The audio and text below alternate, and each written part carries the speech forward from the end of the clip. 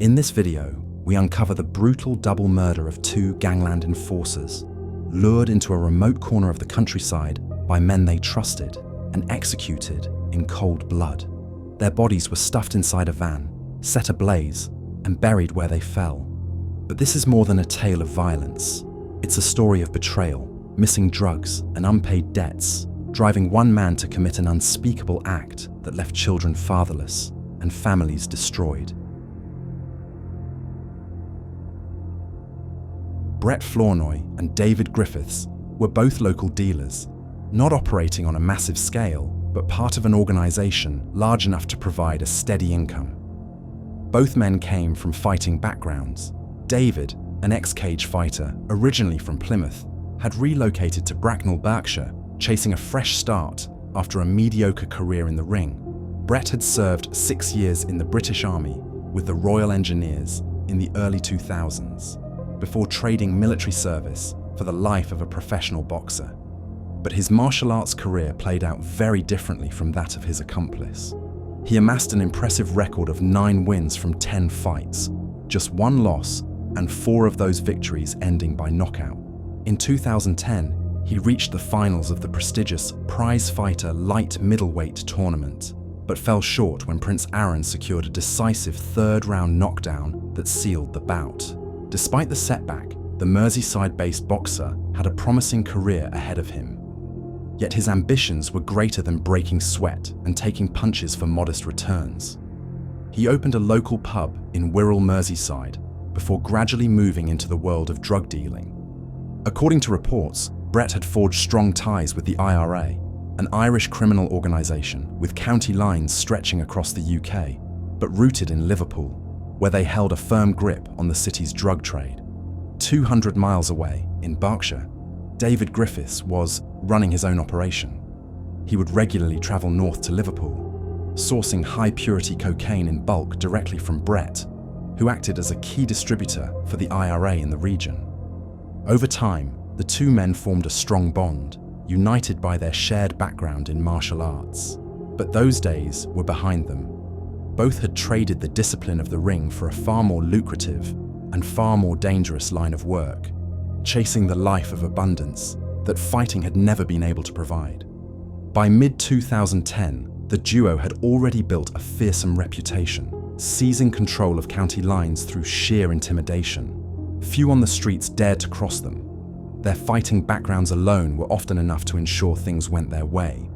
They had a trusted courier at their side, a man whose violent past made him perfectly suited for the role. Thomas Hay, from Denby Dale, Huddersfield. Hay's criminal record stretched back to his youth, with house break-ins and narcotics dealing marking his early years. He once served 9 months in a youth institution for supplying heroin and crack cocaine.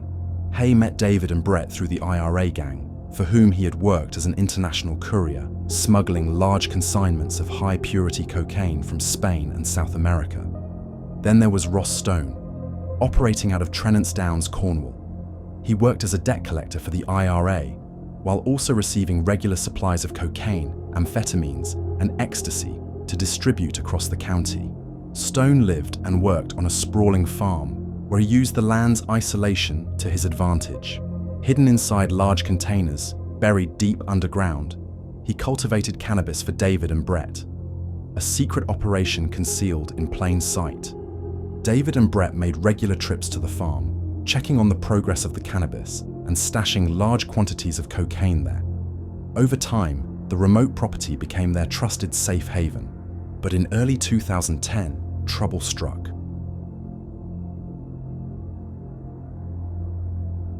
A consignment worth around £40,000 vanished while in the hands of Thomas Hay. The duo had instructed him to hide it securely on the farm, yet it disappeared without a trace. Furious over the loss, David and Brett began piling impossible demands onto Hay as repayment. They sent him on high-risk runs to Brazil, tasking him with smuggling drugs back into the UK. Ross Stone tried to step in, hoping to help Hay clear his debt after witnessing the relentless, almost slave-like work he was being forced to endure. The two began growing more cannabis, and Hay, under immense pressure, even attempted to borrow money from his mother, but nothing came close to covering the £40,000 shortfall. Stone's generosity soon backfired. In the eyes of David and Brett, he was now just as liable for the debt. The pair issued constant threats, demanding payment, while keeping both men under relentless pressure, forcing them into continuous work in a bid to chip away at the deficit. In April 2010, David and Brett turned up unannounced in Huddersfield at the home of Thomas Hay's partner. Hay had switched off his phone while at the labour ward, welcoming his newborn child. The pair showed little interest in the momentous occasion. Instead, they ordered Hay straight back to the farm in Cornwall to babysit Ross Stone and the cannabis crop that was meant to clear their debt. The bond he was forming with his partner and newborn meant nothing to them. But what David and Brett didn't realise was that with every order and every act of intimidation, they were stoking a dangerous fire inside Thomas Hay, a growing resentment that was edging towards breaking point.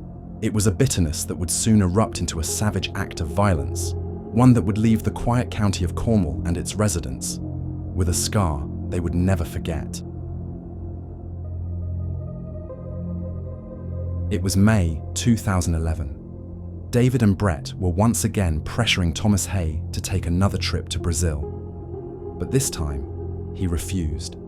A close friend of his had just been caught on a similar run and was now facing years behind bars. Hay wasn't willing to take the same risk. Instead, he began to construct a deadly plan, one that would put an end to it all. On the morning of June 16th, 2011, David and Brett received a call from Hay, accompanied by Ross Stone. The news sounded promising, or so they thought. Hay claimed he had the full £40,000 in cash, ready to settle the debt once and for all. All they had to do was collect it at the farm. Believing their troubles were finally coming to an end, David and Brett agreed. They set off from Merseyside, making the long journey to Cornwall, expecting to leave with their money. With Hay was a 12-bore shotgun, fully loaded, a weapon designed to tear through human flesh in an instant. He wasn't carrying it to intimidate or send a warning. He had chosen it for one purpose only: to end lives. By the time David and Brett arrived at the isolated farm in Cornwall, the sun was already dipping into late afternoon. They stepped onto the property, unaware that their final moments were seconds away. From the shadows, a figure emerged, armed. His intentions were unmistakable. At point-blank range, Thomas Hay unleashed a barrage of gunfire. Brett Flournoy was struck in the back. David Griffiths took devastating hits to the shoulder and the side of his face. Both men collapsed instantly.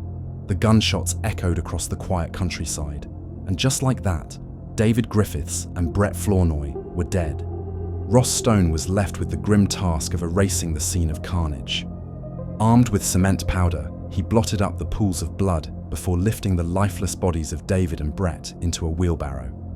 Their corpses were stuffed into a Citroën Berlingo van, a vehicle that would become their coffin. Using heavy machinery, Stone dug a vast pit on the farm's land. Together, he and Hay set the van on fire, reducing flesh and fabric to ash, destroying what they believed was every trace of evidence. Once the fire had consumed all it could, they rolled the charred vehicle, still carrying the remains of both men, into the pit and buried it beneath the earth. To complete the cover-up, Stone disposed of the shotgun, the weapon that had ended 2 lives in seconds. With the evidence concealed and the ground resealed, the men walked away from the Cornish farm, each going their separate way, leaving behind a graveyard hidden in plain sight. Days after the murders, missing persons reports were filed by the victims' families. Neither David nor Brett had been in contact for several days, and their calls went unanswered. Deep down, their loved ones knew something was terribly wrong. As the weeks dragged on with no sign of the 2 men, Merseyside police launched a full investigation into their disappearance. Detectives meticulously retraced their steps, analysing phone records and tracking cell tower activity. The trail revealed a chilling detail. Both men's phones had gone dead 200 miles from home, in the heart of a remote Cornish farm. The remote property where the trail had gone cold was registered to Ross Stone, a Cornish farmer with no prior criminal history. On paper, he seemed harmless, but detectives knew better than to take appearances at face value. By late summer of 2011, investigators brought Stone in for questioning. Under the pressure of skilled interrogation tactics, it didn't take long for his composure to crack. Stone began shifting the blame, pointing the finger directly at Thomas Hay. According to him, Hay was the one who pulled the trigger, before fleeing back to Huddersfield after the murders. Stone confessed to cleaning up the scene, disposing of evidence, and helping conceal the bodies. He insisted he had no idea Hay intended to kill David and Brett that day, claiming his involvement was limited to covering up what had already been done. Eventually, Stone led detectives to the site. What they uncovered was nothing short of horrifying. Beneath the earth lay the charred van, its twisted shell holding fragments of human remains. Bone fragments were scattered across the pit, leaving detectives and forensic experts shaken by the brutal reality of the murders. Back in Huddersfield, word reached Thomas Hay that Ross Stone was naming him as the killer. With pressure mounting and the investigation closing in, Hay made the decision to turn himself in. Inside the interrogation room, he offered his own version of events, insisting that Ross Stone had been the one who pulled the trigger, but his story quickly unraveled. The evidence recovered at the scene didn't align with his claims, and investigators knew Hay carried the stronger motive. Hay and Stone were arrested and formally charged with the brutal double murder of David Griffiths and Brett Flournoy. It was the beginning of a legal battle that would expose the betrayals, violence, and fear that had driven the deadly chain of events. February 2012, Truro Crown Court. The courtroom was heavy with tension, tears tracing down the faces of the victims' families as the prosecution recounted the horrific murders of David Griffiths and Brett Flournoy step by step. Throughout the trial, Thomas Hay displayed arrogance, showing no remorse for his actions. Judge Mackay described him as a callous young man, stating, "You were drawn to the gangster way of life, convincing yourself that you were a big player in the big league, but your erratic behavior made you wholly unsuited for this dangerous trade." The jury deliberated for less than 3 hours before returning their verdict. Hay was found guilty of double murder and sentenced to life imprisonment, with the possibility of parole after serving at least 35 years. The following month, Ross Stone faced the court. He was acquitted of the murders themselves, but convicted of disposing of a corpse and sentenced to 5 years in prison.